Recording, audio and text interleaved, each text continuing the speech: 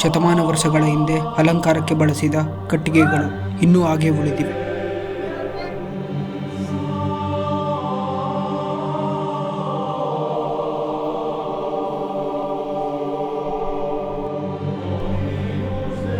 Most prominent aspect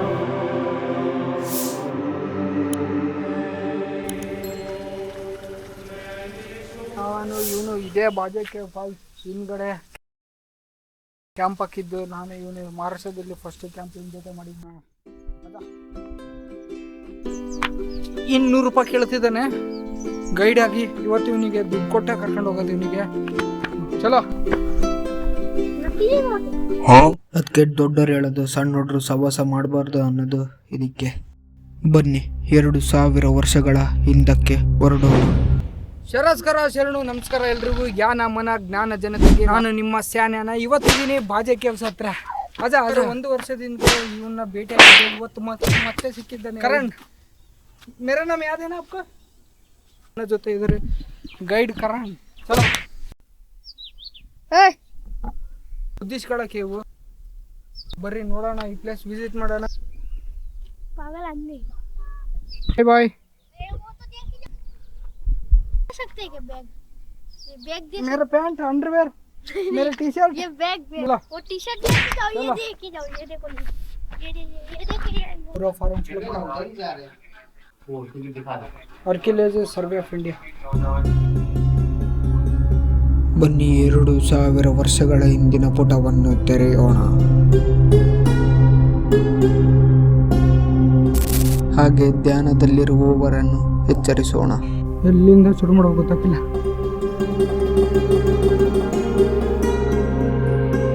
ಈಗ ನೋಡ್ತಿದ್ರಿ 24 ಕಂಬಗಳ ಸ್ತೂಪ ಇದು.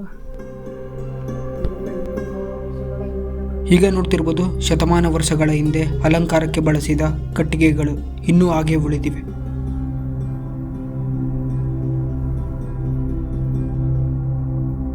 ಈ ಸ್ತೂಪ ಇರುವ ಸ್ಥಳ ಇನ್ನೊಂದು ವಿಶೇಷತೆ ಏನಂದ್ರೆ ಈಗ ಸೂರ್ಯಾಸ್ತವಾಗುವ ಸಮಯ, ಸಂಜೆ ಸೂರ್ಯ ಮುಳುಗುವಾಗ ಸನ್ಸೆಟ್ ಸಮಯದಲ್ಲಿ ಸೂರ್ಯನ ಕಿರಣಗಳು ನೇರವಾಗಿ ಸ್ತೂಪದ ಮೇಲೆ ಬೀಳ್ತವೆ ಅಂತ ಸರಿಯಾಗಿ ಗೊತ್ತಾಗಿಲ್ಲ. ಏನಂತ ಸರಿಯಾಗಿ ನನಗೂ ಗೊತ್ತಾಗಿಲ್ಲ. ಈಗೇನು ನೋಡ್ತಿದ್ರೆ ಇದಿಷ್ಟು ಕಟ್ಟಿಗೆಯಿಂದ ನಿರ್ಮಾಣ ಮಾಡಿರ್ತಾರೆ. ಅಜ್ಞಾತ ಸ್ಥಳದಲ್ಲಿ ಅಜ್ಞಾತವಾಗಿರುವುದು ಆಶ್ಚರ್ಯ. ಈಗೂ ಆ ಸ್ಥಳಗಳು ಅಜ್ಞಾತವಾಗಿವೆ. ಏನು Karla caves ನೋಡ್ತೀರೋ, Karla caves, Kondana caves, ಹಾಗೆ ಈಗ ಬಾಜೆ ಕೇವ್ಸು ಸಂಬಂಧಪಟ್ಟಿರ್ತವೆ. ಅದರಲ್ಲಿ ತುಂಬ ಚೆನ್ನಾಗಿರೋದಂದ್ರೆ ಕಾರ್ಲ ಕೇವ್ಸ್. ಈ ಗುಹೆಗಳೇನಿದವು ಬಸಾಲ್ಟ್ ರಾಕ್, ಇದ್ರೊಳಗೆ ಉಳ್ಕೊಂತಿದ್ರ ಬಸಾಲ್ಟ್ ರಾಕ್ ಅಂತ ಕರೀತಾರೆ ಇದಕ್ಕೆ. ಬ್ಲಾಗ್ಮನ್ಸ್ ವೈಫ್ ಈ ವಿಆರ್ ಅನ್ನ ಉಡುಗೊರೆಯಾಗಿ ಕೊಟ್ಟಿರ್ತಾರೆ. ಇದಿಷ್ಟು ಬಸಾಲ್ಟ್ ರಾಕ್ ಇಂದ ನಿರ್ಮಾಣ ಆಗಿರೋದು.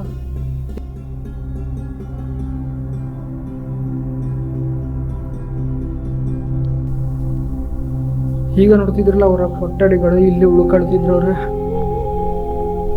ನೋಡಿ ಹೇಗಿದೆ ಜಾಗ.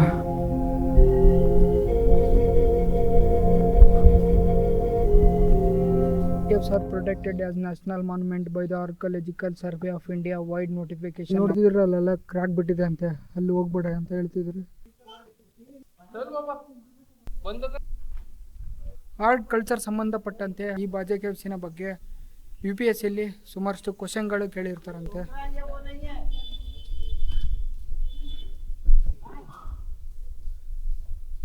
ನೋಡ್ಬೋದು ನೀವು ಹೇಗೆ ಇದ್ರೊಳಗೆ ಪ್ರತಿ ಸಂಜೆ ಸೂರ್ಯಾಸ್ತ ಇಲ್ಲಿಂದ ನೋಡ್ತಿರ್ತಾರೆ. ನೋಡ್ಬೋದು ನೀವು ಹೇಗಿದೆ ಇಲ್ಲಿ. ತುಂಬಾ ಪ್ರಶಾಂತವಾಗಿ, ತುಂಬಾ ಶಾಂತವಾಗಿದೆ ಈ ಪ್ಲೇಸ್ ಮಾತ್ರ.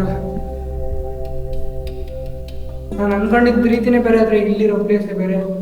ಮಹಾರಥಿ ಕೋಸಿಕಪುಟ ವಿನೋದಾತ ಎಂಬ ದಾನಿಯ ಹೆಸರನ್ನು ತೊಟ್ಟಿಯ ಶಾಸನದಲ್ಲಿ ಬರೆದಿರುತ್ತಾರೆ. ಅಂದ್ರೆ ಇದೆ, ಏನ್ ನೋಡ್ತಿದ್ರ, ಇದೆ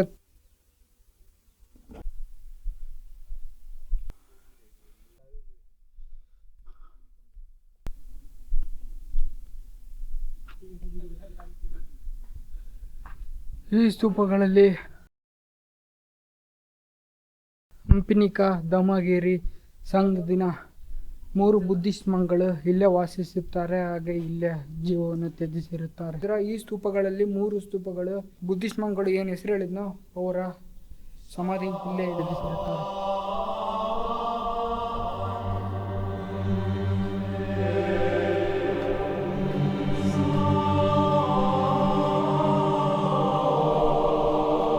ಈ ಸ್ಥಳ ಹೀನಯಾನ ಬೌದ್ಧರ ಪ್ರಾರಂಭಿಕ ಶಾಲೆಯಾಗಿತ್ತು. ಈ ಬಾಜೆ ಕೇವ್ಸಿನ ಕೊನೆಯ ತುದಿ ಇದು.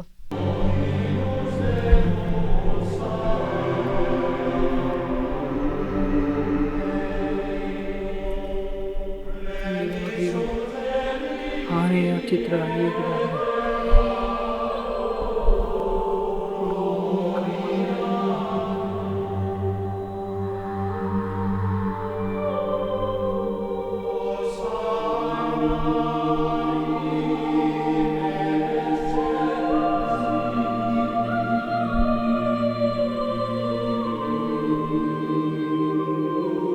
ಈ ಕೇವಿನ ಮೋಸ್ಟ್ ಪ್ರಾಮಿನೆಂಟ್ ಆಸ್ಪೆಕ್ಟ್ ಹೀಗೆ ನೋಡ್ತಿದ್ರೆ ಇದೇ ಆಕೃತಿ. ಸೂರ್ಯ ಮತ್ತು ಇಂದ್ರ ಪ್ರವೇಶದ್ವಾರವನ್ನು ರಕ್ಷಿಸುವ ಬೋಧಿಸತ್ವ ಶಿಲ್ಪಗಳು.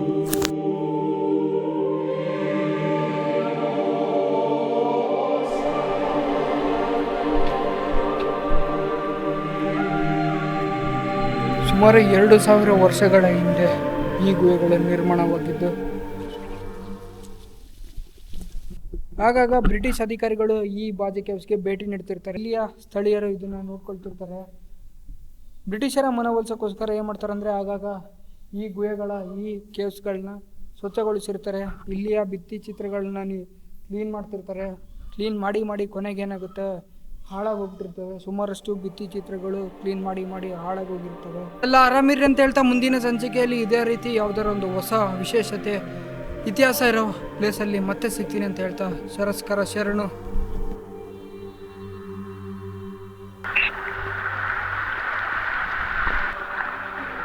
ನೀರು ನೋಡ್ರಿ ಹೆಂಗಿದೆ, ಹೆಂಗೆ ಬಿಡ್ತಿದೆ. ಓಕೆ, ಮುಂದಿನ ಸಂಚಿಕೆಯಲ್ಲಿ ಮತ್ತೆ ಸಿಗ್ತೀನಿ. ನಾನಿದ್ದೀನಿ ಈಗ ಬಾಜೆ ಕೇವ್ಸ್.